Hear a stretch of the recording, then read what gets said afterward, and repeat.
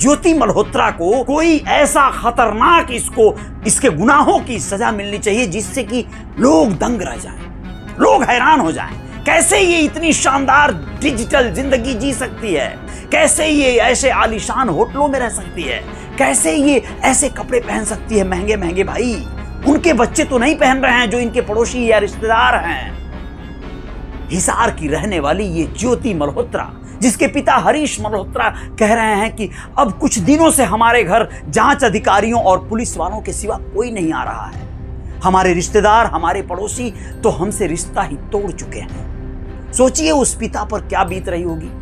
लेकिन उस दिन क्या लगा होगा जब गुरुग्राम से अपना जॉब छोड़कर कोरोना काल में ये लड़की अपने घर हिसार आ गई होगी। आप लोगों को बताएं, हिसार आने के बाद इसने फैसला लिया कि सोशल मीडिया पे कुछ करेंगे। बहुत सारे यूट्यूबर्स, बहुत सारे इन्फ्लुएंसर बहुत वायरल हो रहे हैं और बहुत अच्छा खासा पैसा कमा रहे हैं। पढ़ी लिखी थी, सोच लिया ये सोचना ही इसका गुनाह हो गया क्या?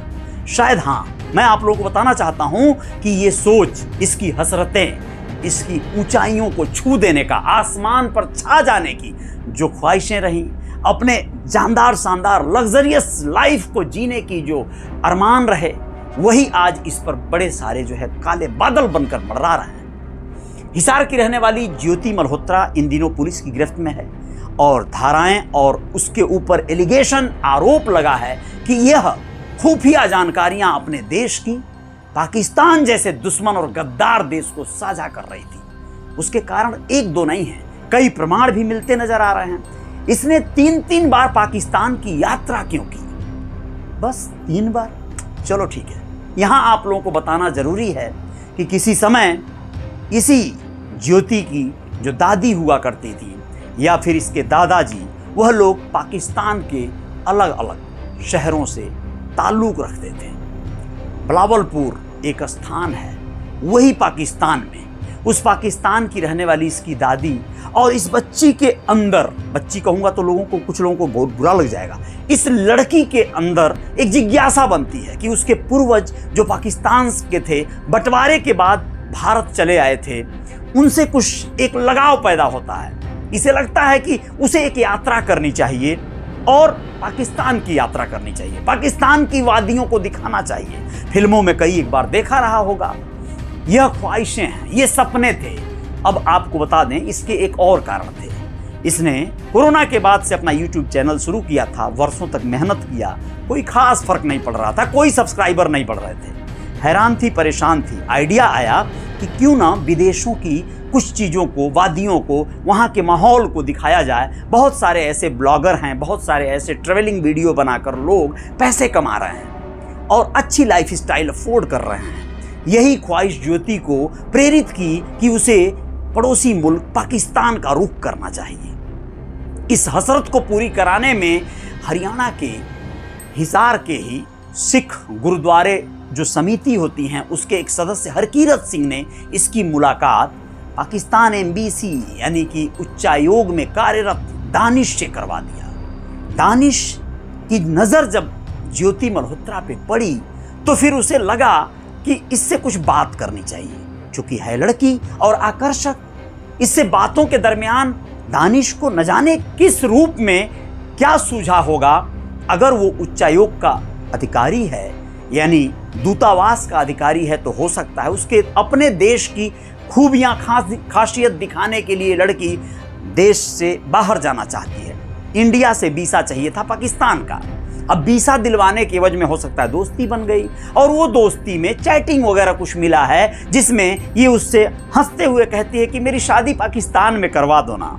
ये भी एक पोस्ट का एक हिस्सा है, ये एक हंसी मजाक का पार्ट भी हो सकता है। और भी बहुत सारी चीज़ें मिली हैं, बहुत से वीडियोस, फोटोज, यहाँ तक कि जांच अधिकारी निर्मला बताती हैं कि उन्हें कुछ ऐसी जानकारियां भी मिली हैं कि यह जब वीडियो कोई शूट करती थी पाकिस्तान का तो पहले दानिश को भेजती थी।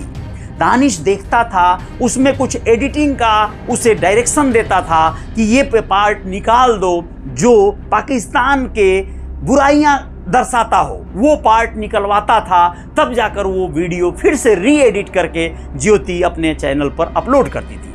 ज्योति का एक चैनल पे वीडियो है जो 12 मिलियन से ज़्यादा लोगों ने देखा है। उस वीडियो का शीर्षक था इंडियन गर्ल इन पाकिस्तान। अब ये जो चीज़ था कि भारतीय लड़की पाकिस्तान में, जो इस तरह की चीज़ों का जो टैग देखा लोगों ने, उसे खूब देखा। उसके दर्शक बढ़ गए, उसके फॉलोअर सब्सक्राइबर बढ़ गए। सब्सक्राइबर बढ़े तो 1 लाख लोग हो गए। विगत 2024 के फरवरी माह में उसे सिल्वर प्ले बटन आ गया और सिल्वर प्ले बटन आने के बाद उसकी खुशी का ठिकाना नहीं रहा। अब उसको अपने करियर में एक उत्थान दिख रहा था। उसे लग रहा था कि अब वो आगे बढ़ जाएगी। उसने अपने परिजनों को पार्टी दी। इस पल को उसने खूब रिकॉर्ड किया, साझा किया अपने चैनल पे। अब आप लोगों को बताना ज़रूरी है कि जब से वो विदेशों की यात्राएं करने लगी, अलग अलग देशों की, लगभग 12 से 14 देशों की यात्रा कर चुकी है वो, तो म्यांमार, भूटान, ये सब अगल बगल के पड़ोसी देशों को पहले कवर करने की कोशिश एक सिर्फ इसलिए ये भी थी कि कम पैसे में ये यात्राएं पूरी हो जाएंगी। आलीशान होटलों में रहने का अनुभव होने लगा, शानदार जिंदगी जीने का एक फलसफा पूरा होने लगा। यहाँ पर आप लोगों को बताना ज़रूरी है कि जब पाकिस्तान गई ज्योति तो वहाँ पर कई एक लोगों से मुलाकातें करवाई गई। उसकी मिलना जुलना जो हुआ उसी को तार बनाया जा रहा है, उसे जोड़ा जा रहा है कि कहीं ये वो लोग तो नहीं जो देश के दुश्मन हैं, कहीं ये वो लोग तो नहीं जो ISI जैसे एजेंट हैं, जो लोग ज्योति जैसे यूट्यूबर्स को या ऐसे लोगों को, ऐसे युवाओं को अपना शिकार बना लेते हैं और ऐसे ही उन्हें बिना पता चले उनसे बहुत सारे अपराध और बहुत सारे सुराग वगुलवा लेते हैं। यही ज्योति के साथ हो सकता है। ज्योति जानबूझकर कोई आतंकवादी या टेरर का कार्य नहीं कर रही है। ज्योति कोई भी जानबूझकर कोई देशद्रोह का कार्य नहीं कर रही है। उसके अरमान, उसके सपने, उसकी ख्वाहिशों ने सिर्फ उस पर एक इल्ज़ाम लगा दिया, एक दाग लगा दिया। यही सिर्फ एकमात्र तरीका है। पुलिस अपना कार्य करेगी, जांच एजेंसियां, IB, इंफॉर्मेशन इंटेलिजेंस ब्यूरो, सारी एजेंसियां लगी पड़ी हैं। यह ज़रूरी भी है, बहुत अच्छी बात है। हमें अपनी एजेंसियों पे भरोसा है कि वो किसी भी ऐसे सीधे, सच्चे या नेक, ईमानदार व्यक्ति के साथ कोई नाइंसाफ़ी नहीं करेगी। आप लोग सोचिए, ये वही देश है जहाँ पर सीमा जैसे लोग आते हैं और यहाँ रहकर सचिन जैसे लड़के के साथ जो है अपने 4-4 बच्चों को पाकिस्तान से लेकर आकर, सीमा हैदर की बात कर रहा हूँ, आकर और यहाँ पे रहती है। पुलिस जांच उसकी भी की थी, जांच एजेंसियों ने उसे भी परखा था, लेकिन कोई गलत इस तरह की चीज़ें नहीं मिली। तो आखिर वो अपने बच्चों के साथ, अपने आदमी के साथ अभी भी रह रही है ना। सोच कर देखिए आप कि ये क्या ज्योति के साथ कोई नाइंसाफ़ी हो सकती है। ज्योति अब उसकी जो है अदालत में पेशी हो गई होगी और आप लोगों को बता दें, यह वीडियो जब तक आपके सामने जाएगी तब तक हो सकता है ज्योति के बारे में कुछ ऐसा न्यायिक निर्णय भी आ जावे जिससे कि उसके ऊपर UAPA जैसे मुकदमे और धाराएं लगाने की जो बातें चल रही हैं वो शायद होना ही न हो पाए। क्यों? क्योंकि ये एक बहुत ही कठिन और जघन्य अपराध के दरमियान ये धाराएं लगती हैं। ज्योति ने अपने जेल जाने के पहले वाले पोस्ट में लिखा था कि मैंने देश के खिलाफ कोई भी ऐसी कारगुजारी नहीं की है जिससे मुझे कोई खतरा या डर है। सिर्फ मेरे ख्वाहिशें, मेरे अरमान थे कि मैं कोई बड़े लाइफ स्टाइल को जीऊँ और अपनी ज़िंदगी को सेलिब्रेट करूँ, और सिर्फ यही एक मेरी गलती है। लेकिन क्या आपको लगता है कि ये गलती है? किसी युवा, किसी लड़की या किसी लड़के के अंदर अगर अरमान है, उसे ऊंची उड़ान उड़नी है और ईमानदारी से चलना है, तो क्या ये गलत हो सकता है? आप लोगों को मैं बताना चाहूँगा कि बहुत सारी युवतियाँ, बहुत सारे युवा अपने अपने कार्य को कर रहे हैं।